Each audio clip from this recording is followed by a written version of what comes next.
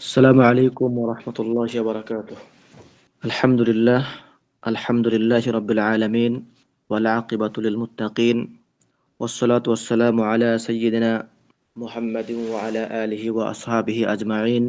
সমস্ত প্রশংসা এবং তারিফ সুমহান আল্লাহ সুবহানাহু ওয়া তাআলার জন্য, যিনি আমাদেরকে তার পবিত্র কালাম কোরআন নিয়ে আলোচনা করার এবং বোঝার তৌফিক দান করেছেন। আলহামদুলিল্লাহ। দুরূদ ও সালাম বর্ষিত হোক আমাদের প্রিয় নবী মুহাম্মদুর রাসূলুল্লাহ সাল্লাল্লাহু আলাইহি ওয়াসাল্লামের উপর। সম্মানিত ভাইরা, আজকে আল মুখতাসার থেকে আমরা যেটা পড়ব সেটা হচ্ছে সূরাতুল বালাদ। সূরাতুল বালাদ মাক্কি সূরা। এই সূরা সংক্ষিপ্ত তাফসীর আমরা আলোচনা করব ইনশাআল্লাহ। মূলত আমরা এই তাফসীর থেকে যেটা চাই সেটা হচ্ছে কোরআনের শব্দগুলো সম্পর্কে একটা ধারণা লাভ করা এবং কোরআনের আয়াতগুলোর যে শিক্ষা, উপদেশ, সেই উপদেশগুলোকে গ্রহণ করা। কোরআনের আয়াতগুলোর ব্যাখ্যা, বিশ্লেষণ, তাফসীর, এটা আরো ডিপ আলোচনা, সেটা আমরা আরো উপরের ক্লাসে ইনশাআল্লাহ এগুলো আমাদের সাবজেক্ট হিসেবে আসবে। তো আমরা এখান থেকে যেটা চাই সেটা হচ্ছে ওয়ালাকাদ ইয়াসসারনাল কুরআনা লিযিকরি ফাহাল মিন মুদ্দাকির, যে কোরআনকে আল্লাহ সহজ করে দিয়েছেন উপদেশ গ্রহণের জন্য। সেই উপদেশগুলো আমরা এখান থেকে নিতে চাই এবং কোরআনের শব্দগুলো সম্পর্কে আমরা পরিচিত হতে চাই। তো সূরাতুল বালাদ, বালাদ মানে শহর। এখানে বালাদ দ্বারা উদ্দেশ্য হচ্ছে মক্কা শহর, মক্কা শহর। এটা মাক্কি সূরা, মিন মাকাসিদিস সূরা।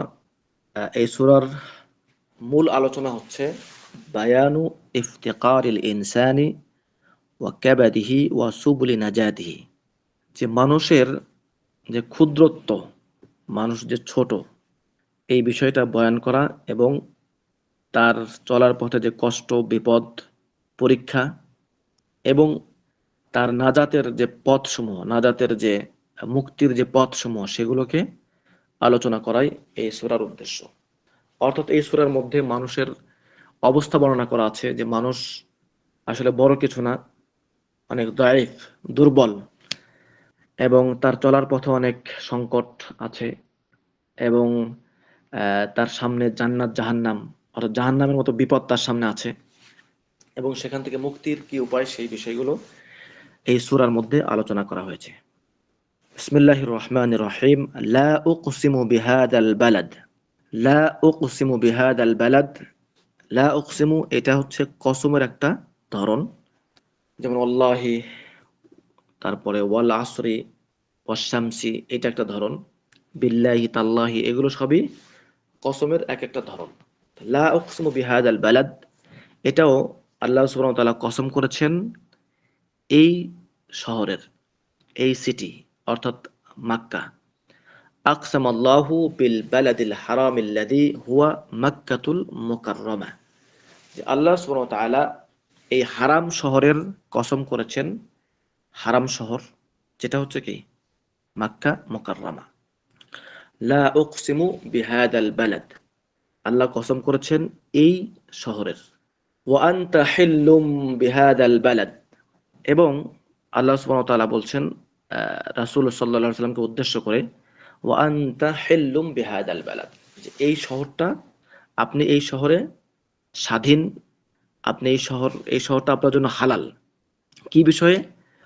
এটা হচ্ছে মক্কা বিজয়ের সময় যে যুদ্ধ সংঘটিত হয়েছিল আহ, হারামের মধ্যে, সেই বিষয়ে আল্লাহ সুবহানাহু ওয়া তাআলা বলেছেন যে এই সময়টা আপনার জন্য হালাল। ওয়া আনতা হিল্লুম বিহাদাল বালাদ ওয়া আনতা আইয়ুহার রাসূল, যে হে রাসূল আপনি, হালালুন লাক মা তাসনাউ ফিহা, যে আপনার জন্য হালাল, আপনি এখানে যা করবেন, আপনি এই হারাম সিটিতে যা করবেন এটা আপনার জন্য বৈধ। কি সেগুলো? আহ, মিন কাতলি মান ইয়াস্তাহিকুল কাতল, যে হত্যার যোগ্য তাকে হত্যা করা।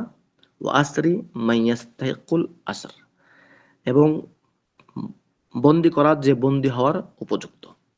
অর্থাৎ যুদ্ধ, যুদ্ধে সাধারণত হত্যা করা হয়, বন্দী করা হয়। এই দুইটা বিষয় রাসূলুল্লাহ সাল্লাল্লাহু আলাইহি ওয়াসাল্লামের জন্য হালাল। এই বিষয়টা এখানে বলা হয়েছে, ওয়া আনতা হিল্লুম বিহাদাল বালাদ ওয়া ওয়ালিদিন ওয়া মা ওয়ালাদ, এরপরে আল্লাহ কসম করেছেন ওয়া আকসামাল্লাহু বিওয়ালিদিল বাশার, আল্লাহ মানুষের পিতামাতার কসম করেছেন। ওয়া আকসামা বিমা তানাসালু মিনহু মিনাল ওয়ালাদ, আল্লাহ আহ, মানুষের পিতামাতা তাদের কসম করেছেন, এবং কসম করেছেন পিতামাতা থেকে যে সমস্ত উত্তরসূরি যারা আসে, সন্তান সন্ততি যারা আসে তাদের, অর্থাৎ পিতামাতা এবং সন্তান সন্ততি এই উভয়ের কসম আল্লাহ সুবহানাহু ওয়া তাআলা করেছেন। ওয়া ওয়ালিদি ওয়া মা ওয়ালাদ, পিতামাতা এবং তাদের থেকে যে সন্তান উত্তরসূরি যারা আসে তাদের কসম করেছেন আল্লাহ সুবহানাহু ওয়া তাআলা। এরপরে আল্লাহ সুবহানাহু ওয়া তাআলা বলেছেন লাকাদ খলাকনাল ইনসানা ফি কাবাদ, লাকাদ খলাকনা, নিশ্চয়ই আমরা সৃষ্টি করেছি ইনসানকে, মানুষকে, ফি কাবাদ, কষ্ট দিয়ে, কঠিন অবস্থার মধ্য দিয়ে। লাকাদ খলাকনাল ইনসানা ফি কাবাদ, লাকাদ খলাকনাল ইনসানা ফি তা'বিন ওয়া মাশাক্কাতিন, যে আল্লাহ সুবহানাহু ওয়া তাআলা মানুষকে সৃষ্টি করেছেন কষ্ট, কষ্টের মধ্য দিয়ে, কষ্ট ক্লান্তির মধ্য দিয়ে। এই যে মানুষের জন্ম লাভের যে প্রক্রিয়া, এটা আসলেই কষ্টদায়ক এবং অনেক কঠিন একটা বিষয়। তো এখানে যেটা বলা হয়েছে, যেটা আল্লাহ এটা কেন উল্লেখ করলেন, যে আল্লাহ সুবহানাহু ওয়া তাআলা মানুষকে এইভাবে সৃষ্টি করেছেন এই কারণে, ইউআনিহি মিনাশ শাদাইদি ফিদ দুনিয়া, যাতে করে সে দুনিয়ার যে কঠিন অবস্থাগুলো তার সামনে আসবে, এতে করে সে অভ্যস্ত হতে পারে, মানে এই বিষয়গুলোর যেন সে মোকাবেলা করতে পারে, এই বিষয়ে সহযোগিতা হিসাবে তাকে সৃষ্টির সময় ওইভাবে সৃষ্টি করা হয়েছে যাতে করে কি সে কষ্ট সহ্য করতে পারবে। লাকাদ খালাকনাল ইনসানা ফি কাবাদ, যে মানুষকে কষ্ট সহ্য করতে পারবে এরকম উপযুক্ত করে আল্লাহ সুবহানাহু ওয়া তাআলা তৈরি করেছেন। এজন্য মানুষ অনেক কষ্ট সহ্য করতে পারে। আমরা দেখি দুনিয়াতে মানুষ অনেক কষ্টের পরেও কি বেঁচে থাকে, জীবনযাপন করে, অর্থাৎ মানুষকে কষ্ট সহিষ্ণু করেই আল্লাহ সুবহানাহু ওয়া তাআলা তৈরি করেছেন। আয়াহসাবু আল্লা ইয়াকদিরু আলাইহি আহাদ, এরপর আল্লাহ সুবহানাহু ওয়া তাআলা বলেছেন আয়াহসাবু, সে কি মনে করে, আল্লা ইয়াকদিরু আলাইহি আহাদ, যে তার উপর আর কেউ নাই, তার উপরে ক্ষমতাবান আর কেউ নাই। আয়াহসাবু আল্লা ইয়াকদিরু আলাইহি আহাদ, আল্লাহ বলছেন সে কি মনে করে যে তার উপরে আর কেউ নাই, তার উপরে ক্ষমতাবান আর কেউ নাই। আয়াজুন্নুল ইনসান আন্নাহু ইযা ইকতারাফাল মাআসি লা ইয়াকদিরু আলাইহি আহাদ, যে এটার অর্থ হচ্ছে এই, যে মানুষকে ধারণা করে সে যখন পাপে লিপ্ত হয়, আর মানুষ যখন পাপ করে তখন সে কি মনে করে না যে তার উপরে কেউ নজরদারি করছেন, তার উপরে কেউ ক্ষমতাবান আছেন যিনি তাকে থামিয়ে দিতে পারেন।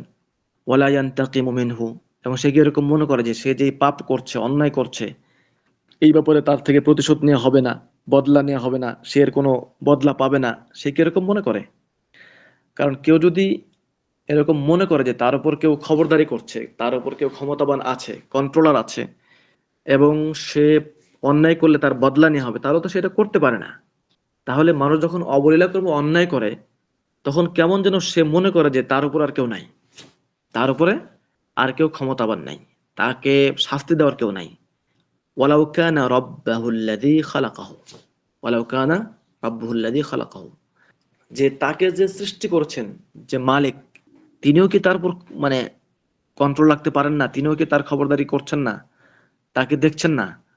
এটাই আল্লাহ সুবহানাহু ওয়া তাআলা এখানে বলেছেন যে আয়াহসাবু আল্লা ইয়াকদিরু আলাইহি আহাদ, অর্থাৎ মানুষ যে পাপ করছে, মানুষ যে অন্যায় করছে, মানুষ যে আল্লাহর অবাধ্য হচ্ছে, সে কি মনে করে যে তার উপরে কেউ নাই? তার যে রব, তার যে মালিক, তার যে সৃষ্টিকর্তা, তাকে কি সে ভুলে গেল? তো আমাদের এটাই, আমরা এর থেকে যেটা আমাদের জরুরি শিক্ষা, সেটা হচ্ছে যে আমরা যখন আল্লাহর অবাধ্য হই, আল্লাহর হুকুম পালন করি না, হয়তো সলাতে যাচ্ছি না, তখন আমাদের মনে করা দরকার যে আমরা যে সলাতে যাচ্ছি না, এটা আল্লাহ সুবহানাহু ওয়া তাআলা দেখছেন এবং এটা লিখিত হচ্ছে, এবং এর একটা বদলা, পরিণাম আছে। তো এটা মনে করলে আমরা অবশ্যই আল্লাহর হুকুমের অবাধ্য হব না। আবার কখনো যদি কোনো হারামে লিপ্ত হয়ে যাই, তখন আমাদের মধ্যে এটা আসা প্রয়োজন যে আমরা যে এই হারাম কাজ করছি, এটা তো আল্লাহ দেখছেন এবং এটার বদলা আল্লাহ নিবেন।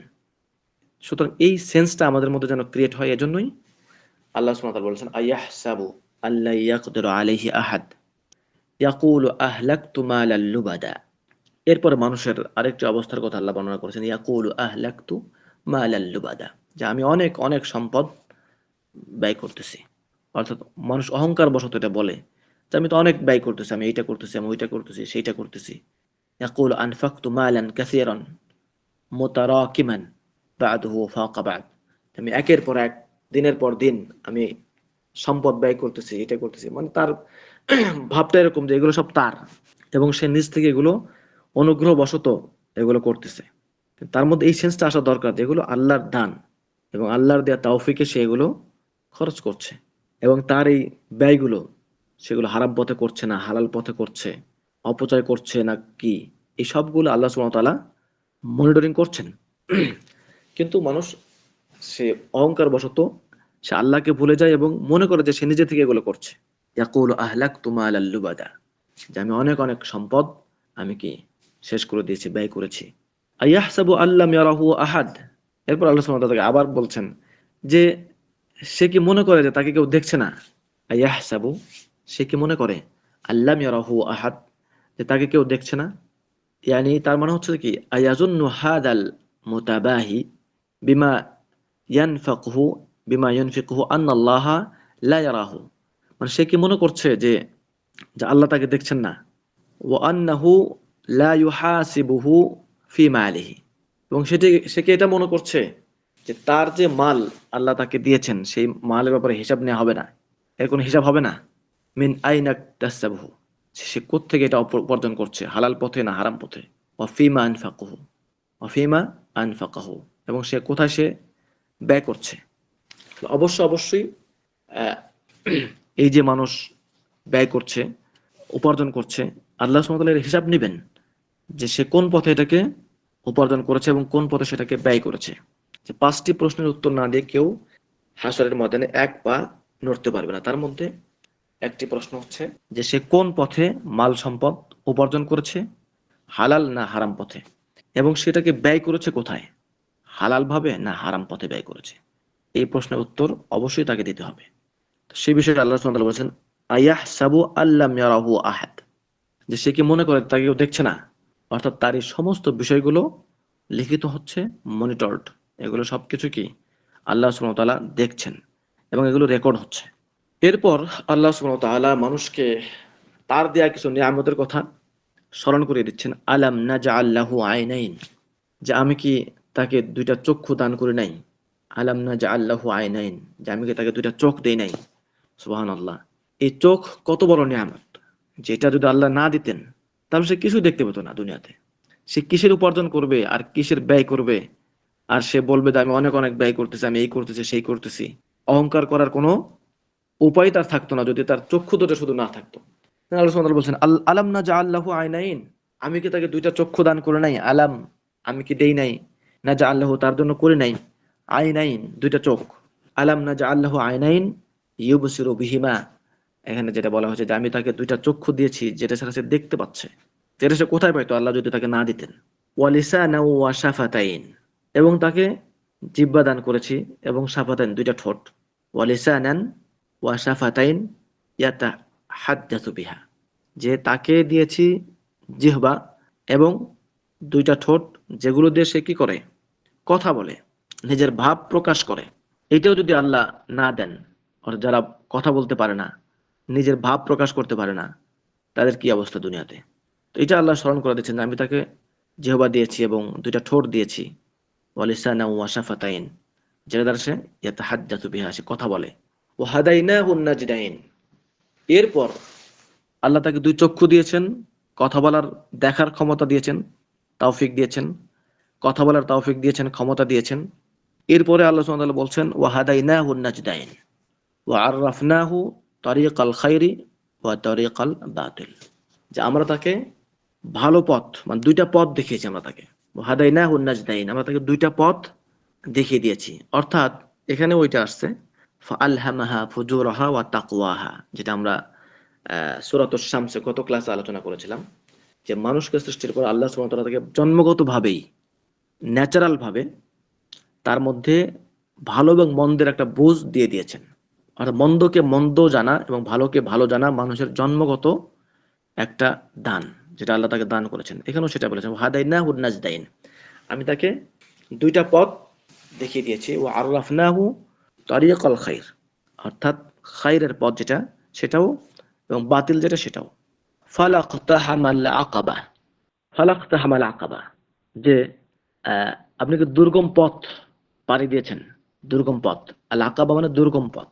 অহুয়া মুতালাবুন বিআন্না ইয়াতাজাওয়াজুল আকাবা আল্লাতী তাফসিলুহু আনিল জান্নাতি ফায়াকতুহা ওয়া ইয়াতাজাওয়াজুহা, যে এই দুর্গম পথ পাড়ি দিয়ে তাকে জান্নাতে যেতে হবে। এটা এমন পথ, যে পথ জান্নাত এবং তার মধ্যকার কি একটা জায়গা। এই আকাবা হচ্ছে দুর্গম পথ। যে ফালাকতাহামাল আকাবা, ওয়ামা আদরাকা মাল আকাবা, যে আপনি কি জানেন যে এই আকাবাটা কি। ওয়ামা আদরাকা মাল আকাবা, এরপর আল্লাহ সুবহানাহু ওয়া তাআলা এই দুর্গম পথের পরিচয় দিচ্ছেন, যে এই দুর্গম পথটা কি আসলে, যেটা পাড়ি দিয়ে জান্নাতে যেতে হবে। ওমা আলামাকা আইয়ুহার রাসূল, যে আপনি কি জানেন, মাল আকাবা আল্লাতী আলাইহি আইয়াকতুআহা লিয়াদখুলাল জান্নাহ, যে যেটা পাড়ি দিয়ে কি জান্নাতে যেতে হবে। ওমা আদরাকা মাল আকাবা, এটা আমরা হাদিসে পাই যে জান্নাত পরিবেষ্টিত আছে কঠিন বিষয়গুলো দ্বারা, বিপদ মুসিবত, অর্থাৎ যেগুলো মানুষ আয়াদাতান পায় না, পছন্দ, সেই সমস্ত বিষয় দিয়ে পরিবেষ্টিত হলো শাহওয়াত, অর্থাৎ মানুষ যেগুলো চায়, অর্থাৎ মানুষের শাহওয়াত দ্বারা পরিবেষ্টিত। এই জন্য জান্নাতে যেতে হলে অবশ্যই তাকে কঠিন দুর্গম পথ পাড়ি দিতে হবে। আর সেই পথ, সেই দুর্গম পথের পরিচয় আল্লাহ সুবহানাহু ওয়া তাআলা এখানে দিয়েছেন। তার মধ্যে এক নম্বর হচ্ছে ফাক্কু রাকাবা, অর্থাৎ দাস মুক্ত করা। হিয়া ইতাকু রাকাবাতিন যাকারান কানাত আও উনসা, যে সেটা হচ্ছে কি, এই দুর্গম পথের প্রথমটা হচ্ছে কি দাস মুক্ত করা, হোক সে পুরুষ অথবা নারী, পুরুষ অথবা নারীর দাস মুক্ত করা। এটা হচ্ছে এক নাম্বার। অর্থাৎ এই দাস মুক্ত করার মধ্য দিয়ে তুমি কি এই জান্নাতের পথ পেয়ে যাবে, এই দুর্গম পথটাকে তুমি পাড়ি দিতে পারবে। ফাক্কু রাকাবাতিন, দাস মুক্ত করা। রাসূলুল্লাহ সাল্লাল্লাহু আলাইহি সাল্লাম বলেছেন, আবু হুরায়রা থেকে বর্ণিত হাদিস, যে দাস মুক্ত করার ফলে তার প্রত্যেকটা অঙ্গ, সে যেমন দাসকে দাসের প্রত্যেকটা অঙ্গকে মুক্ত করেছে দাসত্ব থেকে, ঠিক তেমনি ভাবে আল্লাহ সুবহানাহু ওয়া তাআলা তার প্রত্যেকটা অঙ্গকে জাহান্নামের আগুন থেকে মুক্ত করবেন। এটা হচ্ছে দাস মুক্ত করার ফজিলত। বর্তমান সময়ে আমরা এটাকে বন্দী, যারা আল্লাহর জন্য, যারা দ্বীনের জন্য বন্দী আছেন, তাদেরকে মুক্ত করার ক্ষেত্রেও এই বিষয়টা আসবে, যে আল্লাহ সুবহানাহু ওয়া তাআলা তাদেরকে এই দুর্গম পথ, এই বন্দী মুক্তির মধ্য দিয়ে আহ, আল্লাহ সুবহানাহু ওয়া তাআলা জান্নাতে প্রবেশ করাবেন যারা এটা করবে। তো বর্তমান সময়ে আমরা যেটা জানি যে বিশ্বের বিভিন্ন জায়গায় ইসলামের জন্য অনেক মানুষ বন্দী অবস্থায় আছে। এই বন্দী বন্দী যারা আছে তাদের অবস্থাটা কোনো কোনো ক্ষেত্রে দাসদের চাইতেও বেশি শোচনীয়। দাসরা তো আইনের মধ্য দিয়ে কোনো একটা মানুষের অধীনে আবদ্ধ থাকতো, সেই মানুষটি যা বলবে তাই করতো। কিন্তু তাদেরকে কোনো একটা ঘরে বন্দি রাখা হতো, বিষয়টা এরকম না। ছোট্ট ঘরে আটকে রাখা হতো, এরকম না। কিন্তু এখন যারা বন্দি, তাদেরকে ছোট্ট ঘরে আটকে রাখা হয়, কাউকে কাউকে বেড়ি দিয়ে আটকে রাখা হয়। তো এই ক্ষেত্রে ফাক্কু রাকাবা, আমরা এই বন্দীদেরকেও যদি মুক্ত করি, তাহলে আল্লাহ সুবহানাহু ওয়া তাআলা আমাদেরকে এই ফজিলত দান করবেন, অর্থাৎ দুর্গম পথ পাড়ি দিয়ে জান্নাতে প্রবেশ করতে পারবো ইনশাআল্লাহ। আও ইতআমুন ফি ইয়াউমিন যী মাসগাবা, অথবা আকাবার আরেকটা পরিচয়, সেটা হচ্ছে কি, যে দুর্ভিক্ষের দিন ইতআম, খাওয়ানো, মানুষকে খাওয়ানো, ক্ষুধার্তদের খাওয়ানো, ফি ইয়াউমিন যী মাসগাবা, অর্থাৎ যখন অভাব, অনটন, দুর্ভিক্ষ, এই দুর্ভিক্ষের সময়ে যখন মানুষ খাবার পায় না, তখন মানুষের মুখে খাবার তুলে দেওয়া।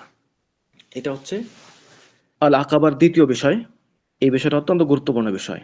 মানুষ না খেয়ে থাকাটা যে কত বড় কঠিন বিষয়, এটা হয়তো আমরা বুঝতে পারবো না। হয়তো আমাদের জীবনে এরকম কোনো ঘটনা আসেই নাই। আল্লাহ সুবহানাহু ওয়া তাআলা আমাদেরকে হেফাজত করুন। বিশ্বের বিভিন্ন জায়গায় মুসলিমদের অনেকেই আছেন যাদের কি, যারা না খেয়ে আছেন, খাবারের সাপ্লাই তাদের জন্য নাই। খাবারের হয়তো টাকা আছে, পয়সা আছে, কিন্তু কি খাবার তাদের কাছে নাই, বাজারে কি নাই, খাবার নাই।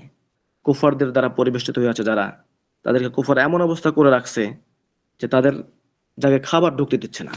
এই সময় যদি আমার কাছে কিছু খাবার থাকে, এই সময় এই অভুক্ত মানুষদেরকে খাবার খাওয়ানোটা, এটাও একটা আকাবা, অর্থাৎ এর মাধ্যমে আপনি জান্নাতের রাস্তা পেয়ে যাবেন ইনশাআল্লাহ। আও ইতআমুন ফি ইয়াউমিন যী মাসগাবা, আও আন ইউতইমা ফি ইয়াউমিন মাজাআতিন ইয়ানদুরু ফিহি ওজুদুত তাআম, যখন কি খাবারের অভাব থাকে, তখন খাবার খাওয়ানো। আমরা একটা বিষয় এখানে চলে আসলো আর কি, মনে আসলো। আমাদের দেশের অবস্থা অনেক সময় আমরা খেয়াল করি, যখন বাজারে কোনো বিষয়ের সংকট দেখা দেয়, তখন কিছু ব্যবসায়ী আছেন যারা কি খাবারগুলোকে আরো জমা করে দাম বাড়ানোর জন্য, এবং দাম বাড়িয়ে দেয়, মূল্য বাড়িয়ে দেয়, যাতে করে কি তার ব্যবসায়িক লাভের জন্য। মানুষ যে না খেয়ে আছে সেটা সে চিন্তা করবে না, বরং সে তার ব্যবসায়িক চিন্তা করবে যে আমি এখন কি। অথচ খাদ্যদ্রব্য যদি এমন হয় যে আটকে রাখলে মানুষ খাবার পাবে না, তাহলে সেগুলো স্টক করে রাখার ব্যাপারে বিধান আছে, সেগুলো স্টক করে রাখা যাবে না এবং সেগুলো ছেড়ে দিতে হবে। তাহলে এই আয়াতগুলোর শিক্ষা কোথায়? যে যখন অভাবের সময় মানুষকে খাবার খাওয়াতে হবে, আমরা উল্টা অভাবের সময় আরো কি খাবার আটকে রেখে দিই। আল্লাহ সুবহানাহু ওয়া তাআলা আমাদেরকে সঠিক বুঝ দান করুন। ইয়াতীমান যা মাকরাবা, এবং ইয়েতিমকে খাবার খাওয়ানো। তিফলান ফাকাদা আবাহু, এতিম হচ্ছে এমন বাচ্চা যে তার পিতামাতাকে হারিয়েছে বা পিতাকে হারিয়েছে, সে হলো এতিম। অর্থাৎ তার গার্জিয়ান নাই। যার পিতা নাই সেই বোঝে যে পিতা না থাকার কত কষ্ট। তো এই জন্য এই এতিমের প্রতি আমাদের খেয়াল রাখতে হবে, তাদেরকে যাতে আমরা নেগাহবান করতে পারি, যত্ন নিতে পারি। যা মাকরাবা, বিশেষ করে আপনার আত্মীয় স্বজনের মধ্যে যারা এতিম, নিজের আত্মীয় স্বজনের মধ্যে যারা এতিম, তাদের প্রতি খেয়াল রাখাটা, এটাও কি আল আকাবা। তাহলে আল্লাহ সুবহানাহু ওয়া তাআলা এখানে আল আকাবার পরে ফাক্কু রাকাবা আও ইতআমুন ফি ইয়াউমিন যি মাসগাবা ইয়াতীমান যা মাকরাবা আও মিসকিনান যা মাতরাবা। তারপর হলো কি মিসকিন আও ফাকির লাইসা লাহু শাইউন ইয়ামলিকুহু। ফকির হচ্ছে সে যার কোনো সম্পদ নাই, যার নিজের বলতে কিছু নাই, সে হলো মিসকিন, সে হলো ফকির। এই ফকিরকে যা মাতরাবা, যে দুলোমলিন থাকে, অর্থাৎ মানে তার শোচনীয় অবস্থা তার চেহারাতেই বোঝা যায় আর কি। এরকম ফকিরকে খাবার খাওয়ানো, তাদেরকে সাহায্য করা, এটাও কি আলা খাবার। ثم كان من الذين آمنوا وتواصوا بالصبر وتواصوا بالمرحمة। এরপরে ثم كان من الذين آمنوا, এরপর হচ্ছে যারা ঈমান এনেছে, وتواصوا بالصبر, যারা কি করে একে অপরকে সবরের উপদেশ দেয়, وتواصوا بالمرحمة, এবং একে অপরকে দয়া দয়া করার, ইহসান করার পরামর্শ দেয়, উপদেশ দেয় এরা। তাহলে সুম্মা কানা মিনাল্লাযিনা আমানু বিল্লাহি, অতঃপর যারা আল্লাহর প্রতি বিশ্বাস রাখে, ওয়া আওসা বা'দুহুম বা'দান বিস-সাবরি, এবং একে অপরকে সবরের উপদেশ দেয়, মিনাত তাআতি আলা তাআতি, অর্থাৎ আল্লাহর আনুগত্যের ক্ষেত্রে, ওয়া আনিল মাআসি, অর্থাৎ সবরের ব্যাখ্যা করা হয়েছে এখানে। সবর হচ্ছে আল্লাহর আনুগত্যের ক্ষেত্রে সবর করা, এবং হারাম থেকে বেঁচে থাকার ক্ষেত্রে সবর করা, ও আলাল বালাই, এবং বিপদ মুসিবতের ক্ষেত্রে সবর করা। অর্থাৎ সবরের রূপগুলো কি?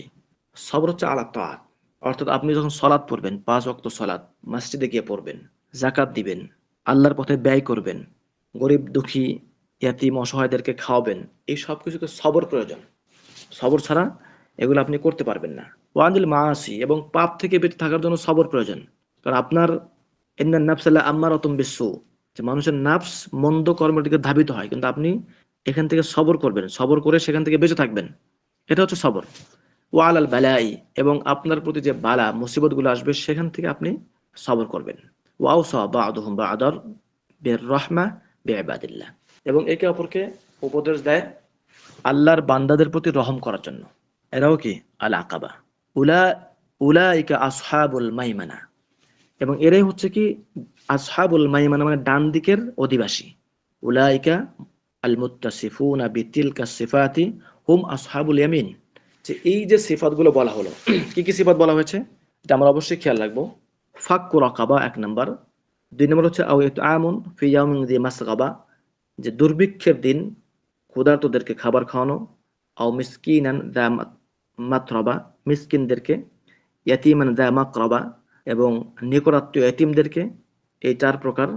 এরপর আল্লাহ বলছেন সুম্মা কানা মিনাল্লাযিনা আমানু, এবং কি আল্লাহর প্রতি বিশ্বাস রাখা, এবং একে অপরকে সবরের এবং রহমতের, দয়ার উপদেশ পরামর্শ দেওয়া। এই সিফাতগুলো যাদের মধ্যে আছে তারাই হচ্ছে কি উলাইকা আসহাবুল মাইমানা, এরাই হচ্ছে ডান দিকের অধিবাসী, অর্থাৎ জান্নাতের অধিবাসী। ওয়াল্লাযীনা কাফারু বিআয়াতিনা হুম আসহাবুল মাশআমা, এবং যারা আমাদের আয়াতগুলোকে প্রত্যাখ্যান করবে, কুফরি করবে, তারা হচ্ছে বাম বাম আসহাবুল মাশআমা। মাইমানা হচ্ছে ডান, মাশআমা বাম। এরা হচ্ছে আসহাবুল মাশআমা, এরা হচ্ছে বাম দিকের কি অধিবাসী। ওয়াল্লাযীনা কাফারু বিআয়াতিনাল মুনজিলাতি আলা রাসূলিনা হুম আসহাবুশ শিমাল, যে আমাদের রসুলের উপর যে আয়াতগুলো নাজিল হয়েছে এগুলোকে যারা অবিশ্বাস করবে, কুফরি করবে, তারা হবে কি জাহান্নামের অধিবাসী, আসহাবুশ শিমাল। আলাইহিম নারুম মুসাদা, এবং তারা চতুর্দিক থেকে আবদ্ধ আগুনের মধ্যে। নারুন মুগলাকাতুন আলাইহিম নারুন মুগলাকাতুন ইয়াউমাল কিয়ামাতি ইউআযাবুন ফিহা, যে কিয়ামতের দিন তাদেরকে আগুন দ্বারা পরিবেষ্টিত করে শাস্তি দেওয়া হবে। এর একটি ব্যাখ্যা এরকম এসেছে যে যে প্রত্যেককেই জাহান্নামে একটা আগুনের বাক্সের মধ্যে ফেলা হবে, বক্সের মধ্যে। সে শুধু সে অন্যদের শাস্তি দেখতে পাবে না, সে শুধু তার নিজের শাস্তিটাকে সে দেখবে, বুঝবে। নাউযুবিল্লাহ মিন যালিক, আল্লাহ সুবহানাহু ওয়া তাআলা আমাদেরকে হেফাজত করুন। তাহলে আমরা সূরা বালাদ শেষ করলাম, সূরাতুল বালাদ। তো এখানে সবচেয়ে গুরুত্বপূর্ণ বিভিন্ন বিষয়ের কসম করেছেন আল্লাহ। তারপর আল্লাহ সুবহানাহু ওয়া তাআলা যেটা বলেছেন সেটা হচ্ছে ওয়াম ওয়ামা আদরাকা মাল আকাবা, অর্থাৎ আল আকাবা দুর্গম পথ, যে পথকে পাড়ি দিয়ে মানুষকে জান্নাতে প্রবেশ করতে হবে, সেই পথের আল্লাহ সুবহানাহু ওয়া তাআলা পরিচয় দিয়েছেন। তার মধ্যে এক নম্বর হচ্ছে ফাক্কু রাকাবাতিন, বন্দি মুক্ত করা, দাস মুক্ত করা। আও ইউতআমুন ফি ইয়াউমিন যি মাসগাবা, দুর্ভিক্ষের দিনে ক্ষুধার্তদের খাবার খাওয়ানো। ইয়াতীমান দা মাকরাবা, নিকটবর্তী যারা ইয়াতীম, আত্মীয়-স্বজন, তাদেরকে খাবার খাওয়ানো, তাদেরকে সাহায্য করা। আও মিসকিনান দা মাতরাবা, ফকির যার কোনো সহায় সম্পদ নাই তাকে সাহায্য করা। এরপরে আল্লাহর প্রতি বিশ্বাস করা এবং একে অপরকে সবরের উপদেশ দেয়া এবং দয়ার উপদেশ দেয়া। এই এগুলি হচ্ছে কি আল আকাবা। এগুলোর মধ্য দিয়ে এই সিফাতগুলো যারা অর্জন করবে তারাই হবে কি আসহাবুল মাইমানা। তো আল্লাহ সুবহানাহু ওয়া তাআলা আমাদেরকে সূরাতুল বালাদ, এই সূরা থেকে যে শিক্ষাগুলো, যে আমলগুলো করা প্রয়োজন, আল্লাহ সুবহানাহু ওয়া তাআলা আমাদেরকে সেই আমল করার তৌফিক দান করুন। আল্লাহুম্মা আমিন। তো আজকে আমরা এই পর্যন্ত শেষ করব ইনশাআল্লাহ। আবার আগামী ক্লাসে আমরা অন্য একটি সূরা নিয়ে আলোচনা করব। আহ, সেই পর্যন্ত আল্লাহ সুবহানাহু ওয়া তাআলা আমাদেরকে হায়াত দান করুন, নেক হায়াত দান করুন এবং তৌফিক দান করুন। আল্লাহুম্মা আমিন। সুবহানাকা আল্লাহুম্মা ওয়া বিহামদিক, আশহাদু আল্লা ইলাহা ইল্লা আনতা আস্তাগফিরুকা ওয়া আতুবু ইলাইক। আসসালামু আলাইকুম ওয়া রাহমাতুল্লাহি ওয়া বারাকাতুহু। আপনারা এখন কথা বলতে পারেন। আজকের ক্লাসে যদি কোনো প্রশ্ন থাকে সেটা করতে পারেন। আবু আফিয়া ভাই। ওই যে ক্লাস শুরু হওয়ার আগে আবু শামীম ভাইয়ের সাথে যেটা কথা হচ্ছিল, তো এই যে যে একজন আরেকজনকে জি, হত্যা করা কুফরি, এটা ছোট কুফরটা বড় কুফর যেন বলতেছিলেন, আমি এটা বুঝতে পারিনি ভালো করে। আচ্ছা, এটা হলো ছোট কুফর। এটা ছোট কুফর যেটা মানুষকে ইসলাম থেকে খারিজ করে দেয় না, এবং ছোট কুফরের আলোচনায় উদাহরণ হিসেবে এটা পেশ করা হয়। শেখরা এটা পেশ করেন, তাই না, যে সিবাবুল মুসলিমি ফুসুক, মুসলমানকে গালি দেওয়া হচ্ছে কি, ঝগড়া করা, গালি দেওয়া হচ্ছে ফাঁসিকি, পারছি। এবং হত্যা করা হচ্ছে কুফরি। তো এটা হলো ছোট কুফর। জি, আর ভুল ক্রমে যদি কোনো মুমিনকে হত্যা করে, সেটা সেই কুকুরটা কি ছোট কুকুরই হবে না বড় কুকুর হবে? সেটা তো ভুল ক্রমে হত্যা করলে সেটার বিধান তো আল্লাহ সুবহানাহু ওয়া তাআলা দিয়েছেন, ওমা কানা লিমুমিনিন আইয়াকতুলা মুমিনান ইল্লা খাতা, যে মুমিন কখনো মুমিনকে হত্যা করতে পারে না, তবে ভুল ক্রমে হতে পারে, তাই না। এরপরে কিন্তু জি, বিধানটা পরিষ্কারভাবে আসছে যে কোনো মুমিনকে যদি কেউ ভুল ক্রমে হত্যা করে তাহলে কি করতে হবে, দিয়ত দিতে হবে, তাই না, তার পরিবারকে দিয়াত দিতে হবে এবং একজন মুমিন দাস মুক্ত করতে হবে। তারপর যদি সে এমন মুমিনকে হত্যা করে যে কাফেরদের মধ্যে আছে, ভুল ক্রমে হত্যা করলো, সেক্ষেত্রে তাকে শুধু দিয়ত দিতে হবে, তাই না। এইরকম বিধানগুলো কিন্তু ওই আয়াতে পরিষ্কার করা আছে, ওমা কানা লিল মুমিন, সূরা নিসার যে আয়াতটা, ওমা কানা লিল মুমিনিন আইয়াকতুলা মুমিনান ইল্লা খাতা। তো ওইটা, তবে হত্যা করাটা কুফরি, মুমিনকে ইচ্ছাকৃতভাবে হত্যা করা এখানে, ঠিক আছে। যদি ইজতিহাদি ভুলের কারণে কিন্তু পরে বুঝতে পারলো যে না, এটা কবিরা আসলে গুনার এটা গুনাহ যেটা আছে তার উপরের স্তর হচ্ছে কি ছোট কুফর, তাই না। বড় গুনাহ যেটা আছে তার উপরের স্তর হচ্ছে কি ছোট কুফর। ভুল যেটা ভুলই, সেটা ইজতিহাদি হোক আর যেভাবে হোক, ঠিক আছে।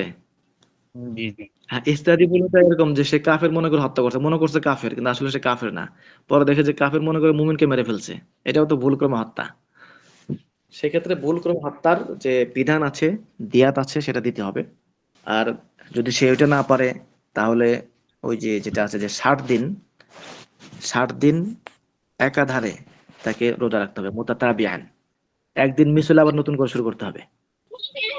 এই 7 দিন যে রোজা রাখবে সেক্ষেত্রে কি সাধারণ রোজার বিধানের মতোই, যে সাধারণ রোজার বিধানে যেমন আপনার সে সফরে থাকলে বা ইসে থাকলে তার জন্য আছে, রুকসত আছে, তো সেক্ষেত্রে এটাও কি ওইরকম হবে নাকি? জি, এমনটাই জানি যে সফর থাকলে এটা সাধারণ রোজার মতোই, কিন্তু এটা হলো কি মুতাতাবিআন, মানে একটার পর একটা রাখতে হবে তাকে। না, এটা সফরের রুখসত হবে কিনা এটা মাসআলা জানতে হবে, এটা ফিকহের মাসআলা এটা। তবে আমি যেটা বুঝি যে মুতাতাবিআন এখানে শর্ত।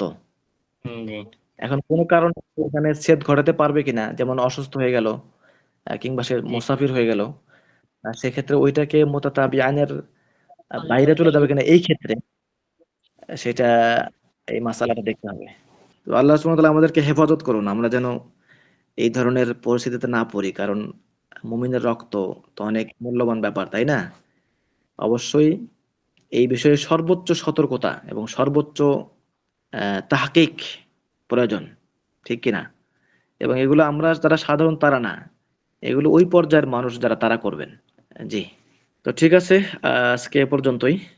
আল্লাহ সুবহানাহু ওয়া তাআলা আমাদেরকে হেফাজত করুন এবং দ্বীনের উপর অটল অবিচল রাখুন। আমাদের জন্য সহজ করে দিন সব বিষয়কে, কোরআন, হাদিস বোঝাকে এবং হেদায়েতের পথকে আমাদের জন্য সহজ করে দেন। আল্লাহুম্মা আমিন। আসসালামু আলাইকুম ওয়া রাহমাতুল্লাহি ওয়া বারাকাতুহু।